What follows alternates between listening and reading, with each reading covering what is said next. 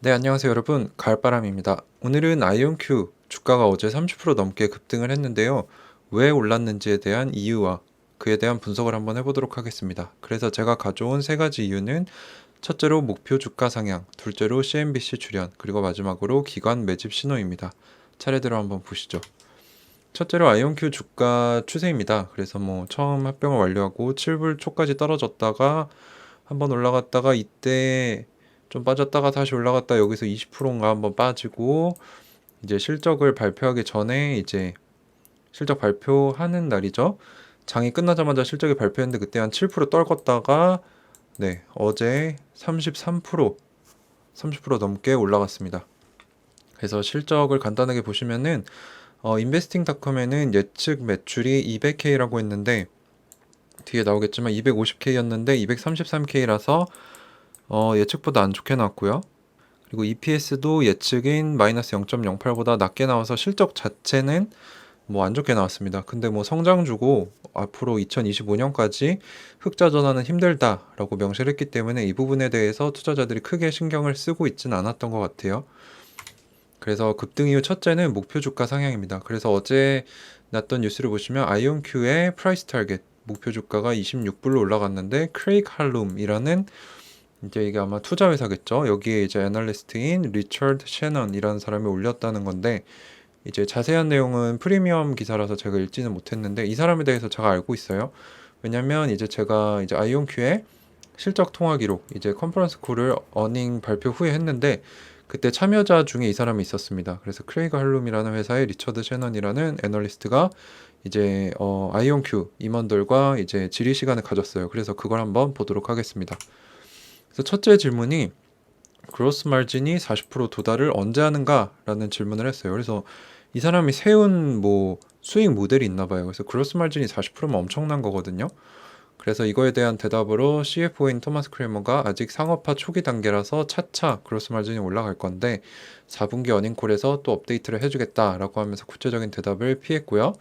두 번째 질문으로는 내년 예약 매출이 이제 이전에 피럴 챕맨 사장 아이온큐의 사장이 럼피하다고 했어요.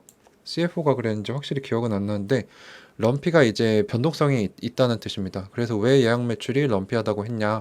그리고 2021년에 소수의 계약을 맺은 걸로 생각을 하고 있는데 그 고객이 누구냐라고 좀 날카로운 질문을 했습니다. 그러자 CFO인 토마스 크레머가 우리는 2년간 잠재 고객 및 파트너들과 얘기를 나눠왔는데 최근에야 판매가 가능한 실제 제품을 가지고 시장에 나왔다. 근데 우리가 본 것은 시장의 반응이 우리 예상보다 더 크고 빨랐다. 그래서 수요가 엄청나다는 거를 이제 간접적으로 얘기를 해줬고, 하지만 그들의 투자금이 실제로 언제 들어올지 확실히 알 수 없기 때문에 이제 예약 매출이 럼피하다, 이 울퉁불퉁하다라고 얘기를 했습니다. 그리고 여기 제가 빠뜨렸는데 그 투자금이 클 것이다라는 얘기를 또 해줬어요. 그래서 이러한 현상이 꽤 지속될 것으로 예상되며 내년 매출도 증가할 것이다 라고 얘기를 해줬습니다. 그리고 또 4분기 업데이트를 해주겠다고 했고 실제로 뭐 가이던스도 되게 좋게 줬죠. 3분기 매출보다 4분기 매출이 거의 5배, 6배가 증가할 거라고 내놨기 때문에 순조롭게 잘 가고 있음을 보여줘서 또 주가가 올라간 것도 있는 것 같아요. 세 번째 질문으로는 벤치마킹, 이제 성능 테스트 관련 보고서를 냈는데 시장의 반응은 어땠는가라고 했는데 이제 사장인 피터 챕맨이 뭐라고 했냐면 경쟁사와의 성능 테스트, 벤치마킹 테스트에서 아이온큐가 제일 우월한 결과를 냈다. 그리고 아이온큐가 유일하게 세 개의 메이저 클라우드, 이제 마이크로소프트, 아마존, 그리고 구글의 클라우드에 유일하게 올라가 있는 양자 컴퓨터 회사이다. 그래서 이제 자기 회사 자랑을 어느 정도 했고, 미래에는 다른 회사들도 공평하게 벤치마킹 성능 테스트에 참여해서 공평하게 성능 테스트를 하고 싶다라고 하면서 자신감을 이제 내뱉었습니다. 마지막 질문으로 이제 셰넌이 양자 산업은 winner takes all, 승자가 독식하는 곳인가? 라고 물어봤는데 피터 챕맨이 뭐라고 했냐면 이제 TAM, 양자 산업의 전체 시장 크기가 엄청 크기 때문에 한 승자가 다 가져가기보다는 이거는 예를 들어서 이제 인텔이 전통 컴퓨터 시장을 독식하지 못했듯이 이제 양자 산업도 다양한 양자 컴퓨터 접근법을 가진 여러 회사들이 시장을 나눠가지지 않을까라고 얘기를 했습니다. 그래서 여기서 볼 수 있는 게 이제 리처드 셰넌이라는 애널리스트가 아이온큐에 대해 상당히 관심이 많았던 것 같아요. 그래서 구체적인 질문들, 샤프한 질문들도 내줬지만 이제 아이온큐 쪽에서는 확실하지 않은 거 또는 이제 실현이 될 만한 거는 얘기를 하지 않고 약간 우직하게 우리 기술은 뛰어나다. 그리고 우리 매출은 앞으로도 계속 올라갈 것이다. 라고 해서 이제 담백하게 필요한 얘기들만 해줬기 때문에 이 사람이 또 만족을 했는지 이제 프라이스 타겟, 목표 주가를 또 26불까지 올려줬습니다. 자, 그리고 3분기 실적 제가 이제 정리해 놓은 걸 못 보신 분들을 위해서 간단하게 정리를 해보자면은 아이온큐가 3분기 실적을 냈는데 매출 예상은 250K였는데 233K가 나왔고 이제 EPS도 마이너스 0.07달러를 예상을 했는데 마이너스 0.12로 나와서 EPS나 매출은 둘 다 어닝에 비해서 실망스러웠지만 이제 풀 이어 2021년 당해 전체의 예약 매출 가이던스를 15밀리언에서 15.8로 올렸고 이제 예약 매출이 늘어났고 또 피터 챕맨 사장이 뭐라고 했냐면은 아이온큐는 이번 분기에 아주 중요한 이정표들을 가져왔고 그래서 우리의 기술 로드맵을 잘 따라가고 있고 그리고 우리의 상용화 양자 컴퓨터 상용화를 가속화하고 있다, 잘하고 있다라고 얘기를 해줬고요. 그래서 2022년을 자신감 있게 바라보고 있는데 아이온큐의 생태계를 만들 것이다. 그리고 시연할 건데 뭘 시연하냐면은 우리의 우월한 확장성, 효율성, 그리고 우리 세상에서 고객 기반으로 이제 풀 수 있는 쓸만한 문제들을 풀 수 있는 능력을 보여주겠다라고 해서 이제 실적 자체는 안 좋게 나왔지만 이제 예상 매출 예약이죠. 그것도 늘리고 이제 자신감 있는 말들을 뱉어줬다. 그리고 이거에 대해서 시장이 좋게 반응을 했다라고 볼 수 있을 것 같습니다. 그리고 또 두 번째 이유는 이제 CNBC, 미국의 대표적인 언론 중에 하나인데 여기에 이제 아이온큐 CEO가 나와서 인터뷰를 짧게 했어요. 그래서 제목이 US races to lead the way in quantum computing. 그래서 미국이 양자 컴퓨팅에서 선두를 하기 위해 경주를 하고 있다. 라는 얘기를 했습니다. 아마도 이 영향이 제일 컸던 것 같아요. 어제 급등은.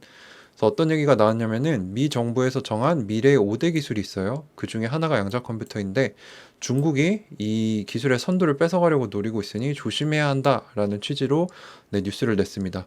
그래서 5대 기술이 뭔지 찾아봤더니 인공지능, AI, 그리고 바이오 이코노미, 그리고 자동 시스템, 자율화 시스템, 자동화 시스템이죠. 이제 그 자율 운전을 포함하는 그것이고 그리고 양자 컴퓨팅 그리고 반도체를 뽑았습니다. 여기서 이제 바이오 이코노미는 저도 뭔지 몰라서 찾아보니까 바이오 경제라고 하는데 농업, 임업, 어업 등 그리고 양식업과 같이 1차 생산뿐만 아니라 식품, 펄프 및 제지 산업과 같은 생물학적 자원을 사용하고 가공하는 산업, 화학, 생명공학, 에너지 산업을 모두 포함하는 개념이라고 하더라고요. 그래서 또 어떤 내용이 있었는지 봤더니 이제 아이온큐 양자 컴퓨터는 이미 구글과 골드만삭스가 사용을 하고 있는데 골드만삭스는 금융 위험 모델링에 사용을 하고 있다. 그래서 외국도 관심이 많은데 이 피터 챕맨이 인터뷰에서 아이온큐의 클라우드 트래픽의 50%는 중국에서 온다 라고 하자 그 인터뷰했던 앵커 아저씨가 놀랍니다. 50%나 중국에서 온다고요? 라고 하면서 이제 중국이 위협적으로 쫓아오고 있다 그런 모습을 보여줬고 중국이 이제 아이온큐 양자 컴퓨터를 이제 클라우드를 통해 접속을 해서 다양한 것들을 시도하고 있다고 합니다. 그래서 양자 컴퓨터는 아직 유아 단계지만 이미 사이즈를 엄청나게 큰 진공관 컴퓨터 사이즈에서 지금 카드 사이즈 정도까지 줄이는 개발이 되었고 이제 피터 챕맨에 의하면 이 양자 컴퓨터 개발된 하드웨어를 프로그램하고 소프트웨어를 개발할 인력을 찾는 것이 도전이다 라고 했고요. 양자 산업에 대한 투자 그 중에서 전체의 90%가 최근 3년 안에 이루어질 정도로 현재 투자가 폭발적으로 이루어지고 있다고 합니다. 그리고 현재 양자 컴퓨터 단계는 전통 컴퓨터의 1960년도 정도의 수준이라고 보면 된다라고 얘기를 했고요.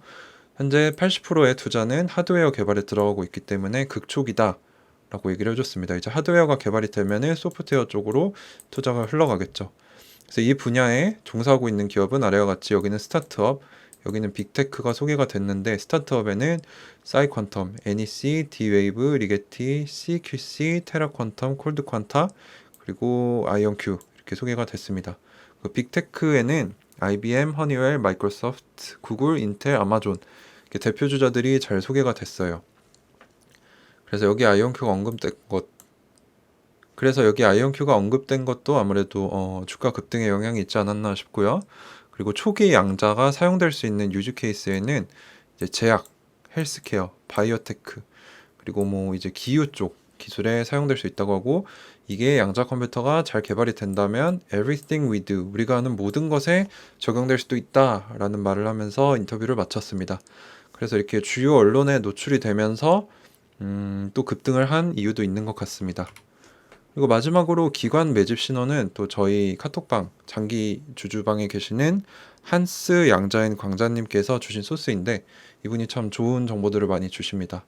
감사하다는 말씀 드리고, 이제 아이온큐의 이 기관 오너십이 어느 정도 되냐, 11월 13일에는 11밀리언 정도였는데 16일 14밀리언 가까이 됐고요. 17일에는 34밀리언까지 엄청나게 늘었습니다. 그래서 거의 3.5배가 늘었어요. 불과 4일 만에.